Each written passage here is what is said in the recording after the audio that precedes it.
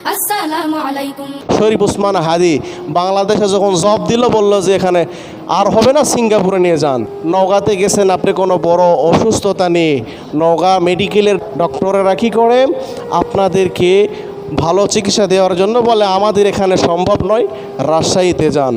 রাজশাহীতে রেফার করে, রাজশাহী ডাক্তার আবার না পারলে রেফার করে ঢাকা মেডিকেলে যান। এবার সর্বোচ্চ বাংলাদেশের যে মেডিকেল আছে সেখানে যদি ধরা খেয়ে যায়, অসুস্থতা ভালো না হয়, তাহলে তখন বলে সিঙ্গাপুরে নিয়ে যান। এই যে আমাদের শহীদ শরীফ ওসমান হাদি বাংলাদেশে যখন জব দিল, বলল যে এখানে আর হবে না, সিঙ্গাপুরে নিয়ে যান।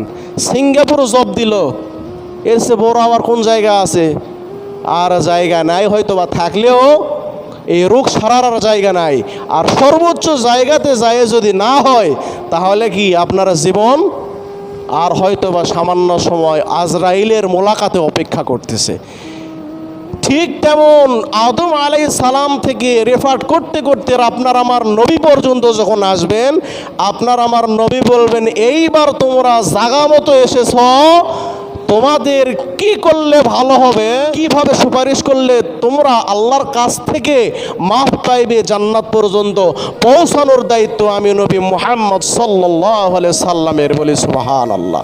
রাসূল কিয়ামতের ভবিষ্যৎবাণী করেছিলেন, যখন কিয়ামত অতি নিকটে হবে তখন পৃথিবীতে ঘন ঘন ঘন ঘন ভূমিকম্প দেখা দিবে। আজকে আপনারা দেখেছেন ভেনেজুয়েলার একটা দেশে আশঙ্কা করতেছে 1 লক্ষ লোক মারা যাওয়ার আশঙ্কা অলরেডি প্রকাশ হয়ে গেছে। এত শক্তিশালী ভূমিকম্প। আমাদের দেশেও বিগত কয়েকদিন পরপর ভূমিকম্প দেখা দিয়েছে। এই যে ভূমিকম্প ঘন ঘন হচ্ছে, মানুষদেরকে অন্যায়ভাবে অযথায় হত্যা করতেছে। আল্লাহ রসুল বলে গেছেন এগুলি কিয়ামতের আলামত। এদিকে কিয়ামতের আলামত প্রকাশ পাচ্ছে নবীর ভবিষ্যৎবাণী, আর আমরা মসজিদ থেকে দূরে চলে গেছি, নবীর আদর্শ থেকে দূরে চলে যাচ্ছি, নবীর সুন্নাহ থেকে দূরে পালাচ্ছি। আমাদের ভবিষ্যৎ কি অন্ধকার না ক্লিয়ার আমরা নিজে জানি না। প্রিয় হাসিন, রাতকে রাত আমরা গুনাহের দিকে লিপ্ত। মসজিদে ভাই মুসল্লি নাই, দোকানে বাজারে মানুষের আড্ডা। পৃথিবী আজকে কোন দিকে চলে? আসসালামু আলাইকুম ওয়া রাহমাতুল্লাহি ওয়া বারাকাতুহু। সমস্ত প্রশংসা মহান রব্বুল আলামিনের, যে মালিক আমাদেরকে দুনিয়াবী সকল দায়িত্ব থেকে ফারেক করে আল্লাহ তাআলার ঘর, পবিত্র ঘর মসজিদে এসে বসে নবী পাকের উপরে দরুদ শরীফ পড়ার তৌফিক আমাদেরকে আল্লাহ তাআলা দান করেছেন। দিল থেকে সে আল্লাহর দরবারে আল্লাহকে খুশি করার উদ্দেশ্যে পড়ি আলহামদুলিল্লাহ। আল্লাহ পাক আমাদেরকে দুজাহানের বাদশাহ মুহাম্মদুর রাসূলুল্লাহ সাল্লাল্লাহু আলাইহি ওয়াসাল্লামের শ্রেষ্ঠ উম্মত বানিয়েছেন। আরেকবার শুকরিয়া দান আলহামদুলিল্লাহ। আজকের আলোচ্য বিষয় কিয়ামতের ময়দানে আমাদের নবীর ভূমিকা কেমন হবে। হযরত আবু হুরায়রা রাদিয়াল্লাহু তাআলা আনহু থেকে বর্ণিত আছেন, তিনি বলেন নবী করিম সাল্লাল্লাহু আলাইহি সাল্লাম ইরশাদ করেছেন, সব নবীদের বিশেষ কিছু দোয়া ছিল যা তারা তাদের যুগে তাদের নিজের জন্যেই তারা ব্যবহার করেছে।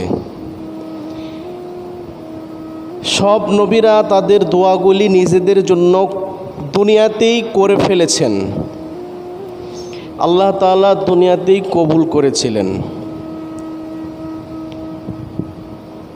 প্রত্যেকটা নবীর বিশেষ বিশেষ কিছু দোয়া আল্লাহ তাআলা সুযোগ দিয়েছিলেন, দোয়া করো, দোয়া করেছেন, আল্লাহ কবুল করেছেন। কিন্তু আমাদের নবী মুহাম্মদুর রাসূলুল্লাহ সাল্লাল্লাহু আলাইহি ওয়াসাল্লাম তিনি দুনিয়াতেই নিজের জন্য দোয়া করেন নাই, নিজের স্বার্থে আরাম আয়েশে ভোগ বিলাসের জন্য দোয়া করেন নাই, বরং আমাদেরকে একটি দোয়া শিক্ষা দিয়েছেন, রব্বানা আতিনা ফিদ দুনিয়া হাসানাহ ওয়া ফিল আখিরাতি হাসানাহ ওয়া কিনা আযাবান নার। আমাদের নবী ইচ্ছা করলে তো নিজের জন্য দোয়া করতে পারতেন, কিন্তু নিজের জন্য দোয়া করেন নাই, বরং আমাদের নবী এই উম্মতের জন্য কিয়ামতের ময়দানে এই দোয়া সংরক্ষণ করে রেখে দিয়েছেন, যা উম্মতের শাফাআতের কাজে লাগবে। ফল খাওয়ার কারণে, গন্ধম ফল আল্লাহ তাআলা আদম পয়গম্বরকে খাওয়ার জন্যে নিষেধ করেছিলেন, কিন্তু কোনো চক্রান্তে, কোনো কারণবশত, ভুলবশত হজরত আদম আলাইহিস সালাম ফল খেয়ে ফেলেছিলেন। ফল খাওয়ার পরে আল্লাহ পাক রব্বুল আলামিন পয়গম্বর আদমকে দুনিয়ায় নিক্ষেপ করলেন। ফল খাওয়া তো দূরের কথা, গাছের কাছেও যেন যাওয়া না হয়। কিন্তু এই হুকুমটা ভুলবশত অমান্য করে বসলেন এবং ফল খাইলেন। আল্লাহ পাক দুনিয়াতে পাঠিয়ে দিলেন। তিনি দুনিয়াতে এসে দীর্ঘদিন পর্যন্ত আল্লাহ তাআলার কাছে কান্না করলেন, ক্ষমা চাইলেন। অবশেষে পরিশেষে আল্লাহ তাআলা তাকে ক্ষমা করলেন। একটি মাত্র কারণ ছিল, তিনি জান্নাতের চৌকাটে, জান্নাতে থাকাকালীন একটি আল্লাহ তাআলার নামের পাশে নাম দেখলেন, লা ইলাহা ইল্লাল্লাহ মুহাম্মাদুর রাসূলুল্লাহ। তিনি বলেন, আদম নামে সর্বপ্রথম আমায় তুমি বানাইয়া তোমার সাথে কাহার নামটা লিখিলা রাখিয়া। আল্লাহ বলেন, আদম আমার বন্ধু মুহাম্মদ আমার সাথে জড়িত, তারে সৃষ্টি না করলে আসমান জমিন না হইতো। সুবহানাল্লাহ। আদম পয়গম্বর তার নামের ওসিলায়, হে আল্লাহ আপনার নামের পাশে যার নাম মুহাম্মদ সাল্লাল্লাহু আলাইহি সাল্লাম, তার ওসিলায় আমাকে ক্ষমা করুন। রব্বানা যালামনা আনফুসানা ওয়া ইল্লাম তাগফির লানা ওয়া তারহামনা লানাকুনান্না মিনাল খাসিরিন। হে আল্লাহ, আমি আমার নফসের প্রতি জুলুম করিয়াছি, আপনি যদি ক্ষমা না করেন আমার কোনো উপায় থাকবে না। এভাবে তিনি আল্লাহর কাছে দোয়া করলেন। আল্লাহ পাক তার দোয়া দুনিয়াতেই নিজের জন্যেই কবুল করেছেন। এরপরে নবী ইউনুস আলাইহিস সালাম মাছের পেটে নিমজ্জিত হয়েছিলেন। মাছ তাকে গিলে খেয়ে ফেলেছিলেন। গিলে খাওয়ার পরে 40 দিন এই মাছের পেট নামক কারাগারে তিনি অবস্থান করেছিলেন। 40 দিন থাকাকালীন অবস্থায় তিনি আল্লাহর জিকিরে মশগুল ছিলেন। আল্লাহ পাক বলেন, ফালাউলা আন্নাহু কানা মিনাল মুসাব্বিহিন, আপনি যদি তাসবিহ না পড়তেন এই বিপদ থেকে মুক্তি পাইতেন না। এই ঘোষণা পাওয়ার পরে তিনি আল্লাহর কাছে বললেন, ফানাদা ফিজ যুলুমাতি আল্লা ইলাহা ইল্লা আনতা সুবহানাকা ইন্নী কুনতু মিনাজ জালিমিন। আল্লাহর কাছে তিনি বললেন, ফানাদা ফিজ যুলুমাতি আল্লা ইলাহা ইল্লা আনতা সুবহানাকা ইন্নী কুনতু মিনাজ জালিমিন। হে আল্লাহ, আমি আমার নফসের প্রতি জুলুম করিয়াছি, আপনি ছাড়া আর কোনো মাবুদ নাই, আপনি মহান পবিত্র, নিশ্চয় আমি জুলুমকারীদের অন্তর্ভুক্ত, আমি জুলুম করেছি। যখন আল্লাহর কাছে এইভাবে দোয়া করলেন, আল্লাহ পাক তার নিজের মুক্তির জন্যেই দুনিয়াতেই তার দোয়া কবুল করে মাছের পেট থেকে তাকে বাঁচিয়ে দিলেন। সুবহানাল্লাহ। এরপরে কঠিন রোগে আক্রান্ত ছিলেন একজন নবী, তার নাম আইয়ুব আলাইহিস সালাম। নবী আইয়ুব আলাইহিস সালাম নিজের জন্য দুনিয়াতেই দোয়া করেছিলেন। আল্লাহ পাক বলেন, ইন্নী মাসানিয়াদ দুররু ওয়া আনতা আরহামুর রাহিমিন। হে আল্লাহ, আমাকে দুঃখ কষ্ট স্পর্শ করেছে, আমি রোগে আক্রান্ত, আপনি রহমানুর রহিম, দয়ালু, আপনি আমার রোগকে শিফা করে দেন। আল্লাহ পাক তার দোয়া কবুল করে নিজের জন্যই দোয়া করলেন, নিজের জন্যই সেই কাঙ্ক্ষিত দোয়া আল্লাহ কবুল করে তাকে তার রোগ ব্যাধিকে আল্লাহ পাক সুস্থতে পরিণত করে দিলেন। সুবহানাল্লাহ। এরপরে হযরত সুলাইমান আলাইহিস সালামকে আল্লাহ পাক বিশেষ একটি দোয়া করার সুযোগ দিয়েছিলেন। নবী সুলাইমান পয়গম্বর নিজের জন্য সেই দোয়াটি দুনিয়াতেই করেছিলেন, যার ফলে আল্লাহ পাক বাতাস এবং জিনকে সুলাইমান নবীর অধীনে আল্লাহ পাক দান করেছিলেন। সুবহানাল্লাহ। সুলাইমান পয়গম্বর বাতাসের ভাষা বুঝত, বিভিন্ন সৃষ্টিকুলের ভাষা বুঝত, জিনদেরকে সে আয়ত্তে রাখত। সুলাইমান পয়গম্বর জিনকে যা বলতো তা শুনতো। বলতো যে রানী বিলকিসের সিংহাসন এক পলকের ভিতরে আমার দরবারে হাজির করে দাও। শত শত হাজার মাইল দূরের সিংহাসন তার নিমিষের ভিতরে, চোখের পলকের ভিতরে তার রাজদরবারে জিন হাজির করে দিয়েছিলেন। এই ফিউচার থেকে সারা পৃথিবীতে যে ইন্টারনেট পদ্ধতি, এই ইন্টারনেট পদ্ধতি আবিষ্কার করেছেন মুহূর্তের ভিতরে এক জায়গায় থেকে আর এক জায়গায়। শুধু কথা কেন, ভিডিও সহ আপনার আমার কথা ভিডিও সহ কথা বলা যায়। এই ফিউচার থেকে নেয়া তো আল্লাহ পাক এই পয়গম্বর সুলাইমান আলাইহিস সালামকে যে মুআজিজা দিয়েছিলেন, সুযোগ দিয়েছিলেন, তিনি তার জন্যেই দুনিয়াতে করে ফেলেছিলেন। আমাদের নবী মুহাম্মদুর রাসূলুল্লাহ সাল্লাল্লাহু আলাইহি ওয়াসাল্লাম আমাদেরকে একটি দোয়া শিক্ষা দিয়ে গেছেন, রব্বানা আতিনা ফিদ দুনিয়া হাসানা। হে আল্লাহ, আমাদেরকে দুনিয়াতেও মঙ্গল দান করুন, অফিল আখিরাতি হাসানা, পরকালেও আমাদেরকে মঙ্গল দান করুন, ওয়াকিনা আযাবান নার, আমাদেরকে জাহান্নামের আগুন থেকে বাঁচিয়ে দেন। বলি সুবহানাল্লাহ। তাহলে আমাদের নবী আমাদেরকে এই দোয়াটি শিক্ষা দিয়ে গেছেন। আপনার আমার নবী নিজের জন্যে দুনিয়াতে আরাম আয়েশ তালাশ করেন নাই। আপনারা জানেন মক্কার মুশরিকেরা, বড় বড় লিডারেরা 40 বছর পর্যন্ত যখন এখনও ওহী আসে নাই, সেই মুহূর্তে মক্কার বড় বড় মুশরিকেরা, বড় বড় লিডারেরা নবী আলাইহিস সালামকে অফার করেছিলেন। নবী আলাইহিস সালাম যখন কালেমার দাওয়াত প্রচার প্রসার করতেছিলেন, তখন এই দ্বীন ইসলামের অগ্রগতি কোনোভাবেই বাধাগ্রস্ত করা যাচ্ছিল না। নবী মুহাম্মদ সাল্লাল্লাহু আলাইহি সাল্লামকে মক্কার মুশরিকরা অফার করলেন, হে পয়গম্বর, আপনি এই কালেমার দাওয়াত বন্ধ করে দেন, আমরা আপনাকে অফার করছি, আপনাকে এই মক্কার লিডার নেতা বানানো হবে, আপনাকে ক্ষমতা দান করা হবে। সুবহানাল্লাহ। মক্কার ক্ষমতা আপনাকে দেওয়া হবে, আপনাকে ক্ষমতায় বসানো হবে।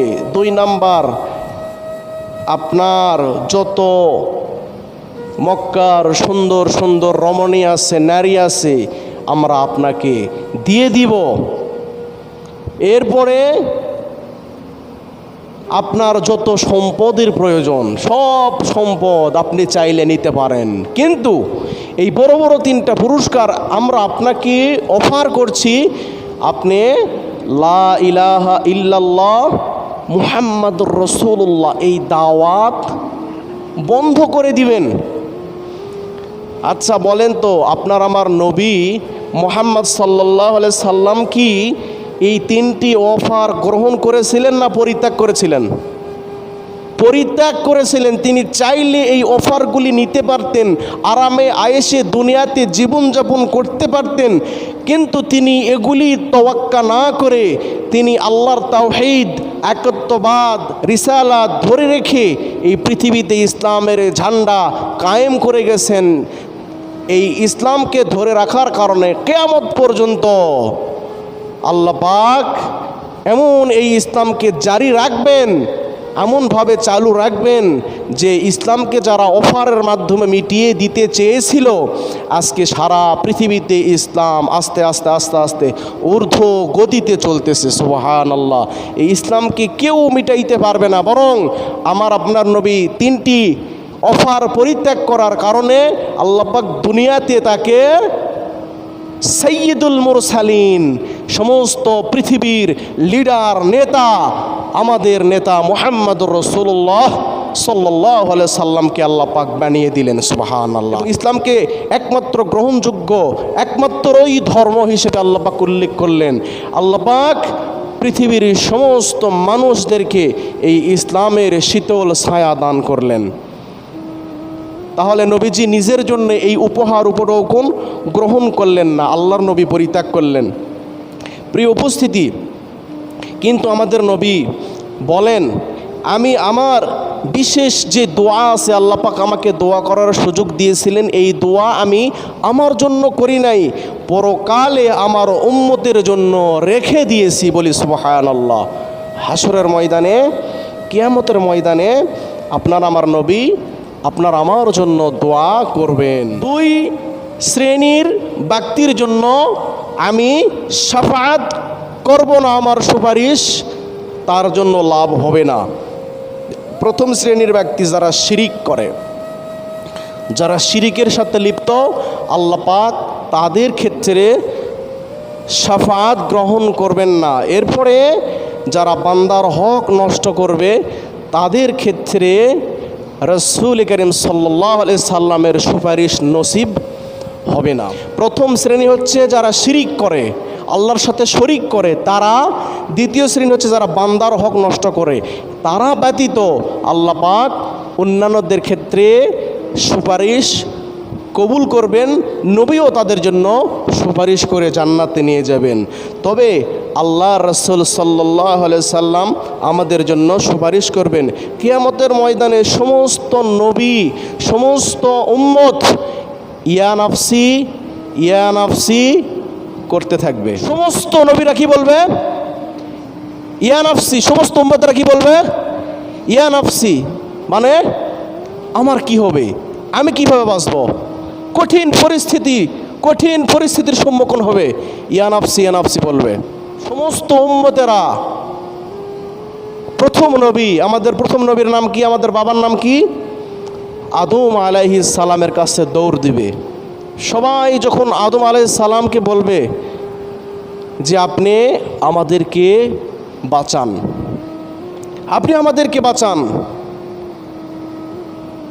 আদম আলাইহিস সালাম বলবেন আমি আপনাদেরকে বাঁচাইতে পারবো না, আপনাদের জন্য সুপারিশ করতে পারবো না। কারণ আল্লাহ পাক রব্বুল আলামিন আমাকে গন্ধম ফল খাওয়ার জন্য নিষেধ করেছিলেন। আল্লাহর নিষেধ অমান্য করে ভুলবশত আমি ফল খেয়েছিলাম। এই একটি মাত্র ভুল আমি করেছিলাম। যদি আল্লাহ পাক রব্বুল আলামিনের কাছে সুপারিশের জন্য রওনা দেই, আল্লাহকে তোমাদের সুপারিশের জন্য বলি, আল্লাহ পাক রব্বুল আলামিন যদি আমাকে ওই ভুলের কথা স্মরণ করে দেয় আর বলে, ও আদম তুমি এই আমার বান্দাদের প্রথম নবী পিতা হয়ে তুমি এত বড় একটা ভুল করেছ, আর আজকে তুমি তোমার এই সন্তানদের জন্য সুপারিশ করতেছো, আগে তুমি বলো তোমার ভুলের কি হবে। যদি আল্লাহ বলে এই কথা, যদি বলে, তাহলে আমি আল্লাহকে কি বলবো?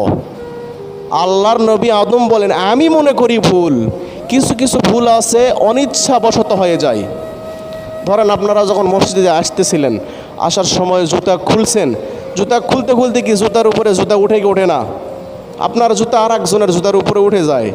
অথবা দেখেন রাস্তাতে চলতে হঠাৎ আপনার হাতের বাড়ি, অথবা অনাকাঙ্ক্ষিতভাবে আপনার কোনো কথা বাহির হয়ে যায়, অন্য মানুষ কষ্ট পায়, বলার ইচ্ছা ছিল না, আপনি বলে ফেলেছেন, স্লিপ অফ টাং, যার কারণে সে কষ্ট পেয়েছে। এই অনাকাঙ্ক্ষিত কিছু ভুল ত্রুটি হয়ে যায়। এই ভুলগুলি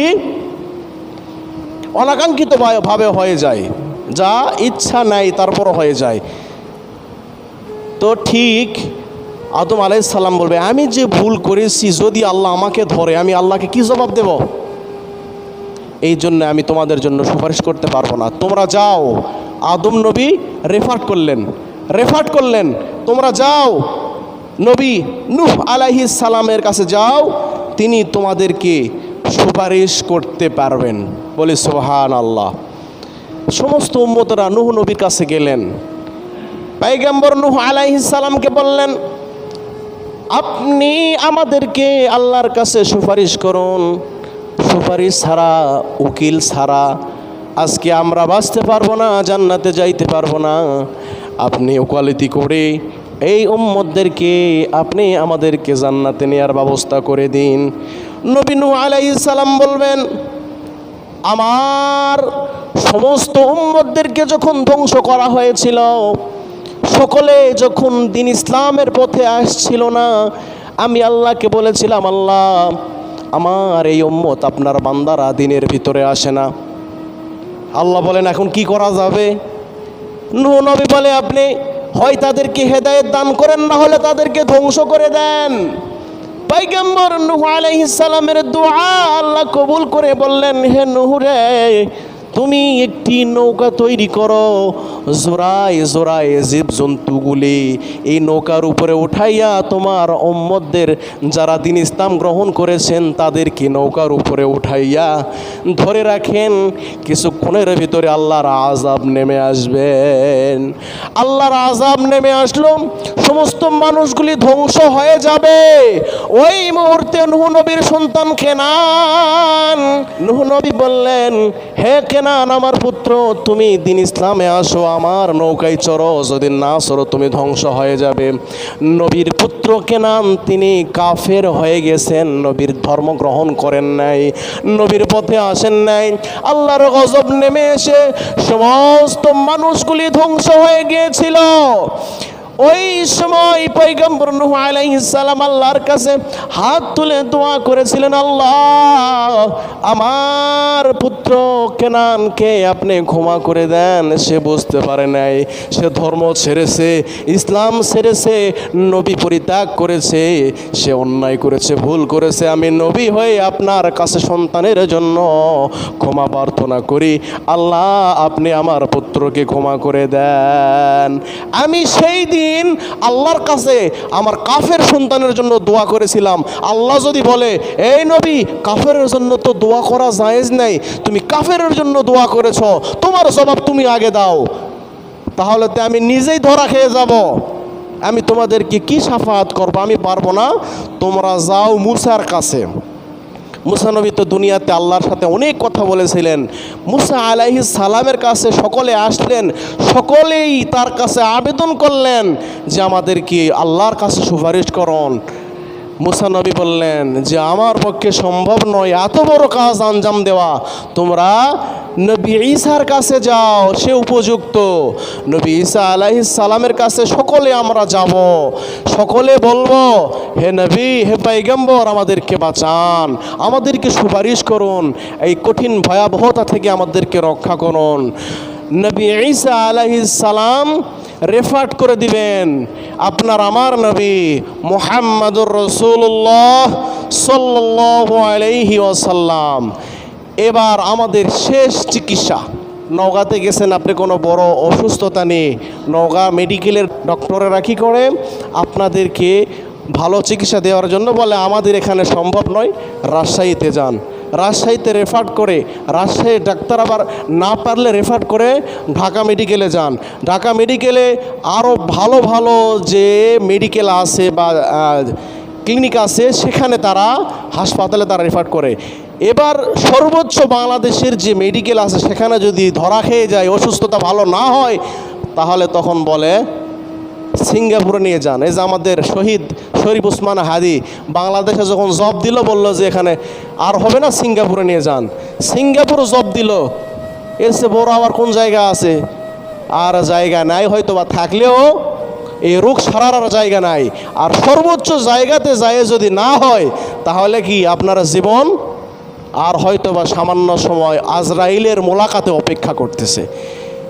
ঠিক তেমন আদম আলাইহিস সালাম থেকে রেফার করতে করতে আপনার আমার নবী পর্যন্ত যখন আসবেন, আপনার আমার নবী বলবেন, এইবার তোমরা জাগা মতো এসেছ, তোমাদের কি করলে ভালো হবে, কিভাবে সুপারিশ করলে তোমরা আল্লাহর কাছ থেকে মাফ পাইবে, জান্নাত পর্যন্ত পৌঁছানোর দায়িত্ব আমি নবী মুহাম্মদ সাল্লাল্লাহু আলাইহি সাল্লামের। বলি সুবহানাল্লাহ। শাফাআত করবেন আপনার আমার জন্য আপনার আমার নবী। তিনি সেজদায় পড়ে যাবেন, মাকামে মাহমুদে সেজদায় পড়ে আল্লাহর কাছে আরজি জানাবে, আল্লাহ পাককে বলবে, আল্লাহ আজকে যদি আমার কোনো উম্মতকে জাহান্নাম গিলে ফেলে দেয়, যদি আমার কোনো উম্মতকে জাহান্নামে নেওয়া হয়, তাহলে আমি নবী আপনার ওই জান্নাতে যাব না। আমার উম্মতদেরকে আপনি আগে ক্ষমা করবেন কি না এটা বলেন, তারপরে আমি সেজদা থেকে মাথা উঠাবো। আর নবী সেজদায় পরে যখন কান্নায় কান্নায় বুক ভিজে ফেলাবেন, আল্লাহ পাকের বড় মায়া হবে, বড় দয়া হবে। এই নবী, শেষ নবী আর শ্রেষ্ঠ পয়গম্বর, তিনি আমার দরবারে সুপারিশ করতেছে তার উম্মতের জন্য। আল্লাহর আরশ কাঁপতে থাকবে, আল্লাহর দিল প্রশান্ত হয়ে যাবে, আল্লাহর দিল শীতল হয়ে যাবে। আল্লাহ পাক আপনার আমার নবীর শাফাআত সেই দিন কবুল করে আমাদেরকে জান্নাতি হিসেবে উল্লেখ করবেন, বলি সুবহানাল্লাহ। আল্লাহ পাক রব্বুল আলামিন নবীজির হাতে কিছু পানি দিবেন। আল্লাহ রসুল সেজদা থেকে মাথা উঠাবেন, আল্লাহ পাক নবীর হাতে কিছু পানি দিবেন। কি দিবেন? পানি। নবীজি সাল্লাল্লাহু আলাইহি সাল্লামকে বলা হবে, আল্লাহ পাক বলবেন এই পানিগুলি সামনের দিকে ছিটে দাও। ওই দিকে কিয়ামতের ময়দানে এক একটি জাহান্নামের গায়ে ৭০,০০০ শিকল পরানো থাকবে। ৭০,০০০ শিকল বড় বড় শক্তিশালী ফেরেশতারা ধরে রাখবে, কিন্তু কোনোভাবে এতগুলি শিকল দিয়ে বাঁধা জাহান্নামকে ধরে রাখতে পারবে না। ছুটে ছুটে এই উম্মতদেরকে খাওয়ার জন্য, এই উম্মতদেরকে জাহান্নামে নেওয়ার জন্য জাহান্নাম আমাদের দিকে দৌড় দিবে। আল্লাহর নবী ওই আশ্চর্যজনক পানি সামনের দিকে যখন ফিকে দিবে, ছিটে দিবে, জাহান্নামগুলি পিছনের দিকে দৌড় দিতে থাকবে। আল্লাহ পাককে বলবে, আল্লাহ এ কি আশ্চর্য পানি যা আমাকে দান করলেন, এই পানি সামনের দিকে ছিটে দিলাম, তার কাছেও গেল না, অথচ জাহান্নাম পিছনের দিকে দৌড় দিল, এ কেমন পানি? আল্লাহ পাক রব্বুল আলামিন বলবেন, হে আমার পয়গম্বর, হে আমার হাবিবুল্লাহ, এটা সাধারণ কোনো পানি নয়, হাউজে কাউসারের পানি নয়, এটা জমজমের পানি নয়। এই পানি হচ্ছে আপনার উম্মতের চোখের পানি। আপনার উম্মতরা গুনাহের জন্য আমি আল্লাহর কাছে কেঁদেছিল, কঠিন গুনাহ করেছে, মসজিদে গিয়েছে, নামাজ আদায় করে আল্লাহর কাছে গুনাহের জন্য মাপ চেয়েছে, চোখের 2 ফোঁটা পানি পড়েছিল, ওই পানি আমি আল্লাহ তাআলা সংরক্ষণ করে রেখেছিলাম যেন তাদের নাজাতের ওসিলা হিসেবে কিয়ামতের ময়দানে কাজে লাগে। আমরা যদি আমাদের গুনাহ মাফের জন্য, আল্লাহর কাছে তওবা করার জন্য, আল্লাহর কাছে ফিরে আসার জন্য, অতীত জীবনের গুনাহের জন্য যদি আল্লাহর কাছে মাপ চেয়ে চোখের পানি ছেড়ে দেই, এই পানি সংরক্ষণ করে রাখবেন কে? আল্লাহ। এই পানি সংরক্ষণ করে রেখে আমাদের জন্য কাজে লাগাইবেন। তাহলে আজকে আমরা তো চোখের পানিই নাই, আল্লাহর জন্য কাঁদিই না, আল্লাহর জন্য চোখের পানি এক ফুটও পড়ে না, গুনাহের চিন্তাও নাই, দিনকে দিন রাতকে রাত আমরা গুনাহের দিকে লিপ্ত। মসজিদে ভাই মুসল্লি নাই, আজান হয়ে যায়, নামাজে মুসল্লি নাই, মসজিদে মুসল্লি আসে না, দোকানে বাজারে মানুষের আড্ডা। পৃথিবী আজকে কোন দিকে চলে যাচ্ছে? আল্লাহ রসুল কিয়ামতের ভবিষ্যৎবাণী করেছিলেন, যখন কিয়ামত অতি নিকটে হবে তখন পৃথিবীতে ঘন ঘন ঘন ঘন ভূমিকম্প দেখা দিবে। আজকে আপনারা দেখেছেন ভেনেজুয়েলার একটা দেশে আশঙ্কা করতেছে 1 লক্ষ লোক মারা যাওয়ার আশঙ্কা অলরেডি প্রকাশ হয়ে গেছে। এত শক্তিশালী ভূমিকম্প আমাদের দেশেও বিগত কয়েকদিন পরপর ভূমিকম্প দেখা দিয়েছে। এই যে ভূমিকম্প ঘন ঘন হচ্ছে, মানুষদেরকে অন্যায়ভাবে অযথায় হত্যা করতেছে, আল্লাহ রসুল বলে গেছেন এগুলি কিয়ামতের আলামত। এদিকে কিয়ামতের আলামত প্রকাশ পাচ্ছে নবীর ভবিষ্যৎবাণী, আর আমরা মসজিদ থেকে দূরে চলে গেছি, নবীর আদর্শ থেকে দূরে চলে যাচ্ছি, নবীর সুন্নাহ থেকে দূরে পালাচ্ছি। আমাদের ভবিষ্যৎ কি অন্ধকার না ক্লিয়ার আমরা নিজে জানি না। প্রিয় হাজিরিন, আসুন আমরা সেই নবীর শাফাআতকে কাজে লাগাই, সেই নবীর শাফাআত আমাদেরকে করবেন। আল্লাহ রসুলের আদর্শের ভিতরে আমাদেরকে আসতে হবে, আল্লাহ রসুলের দেয়া মত আদর্শের ভিতরে আমাদেরকে থাকতে হবে, রসুলের সুন্নাহ মতো আমাদেরকে জীবনযাপন করতে হবে। আসুন আল্লাহ তাআলা আমাদের সকলকে আল্লাহ রসুলের আদর্শ মেনে নবীর শাফাআতকারী উম্মত হিসেবে আমাদের সকলকে কবুল আর মঞ্জুর করুন, আমিন। ওয়া আখিরি দাওয়াহুম আনিল হামদুলিল্লাহি রাব্বিল আলামিন ওয়া মা আলাইনা ইল্লাল বালাগ।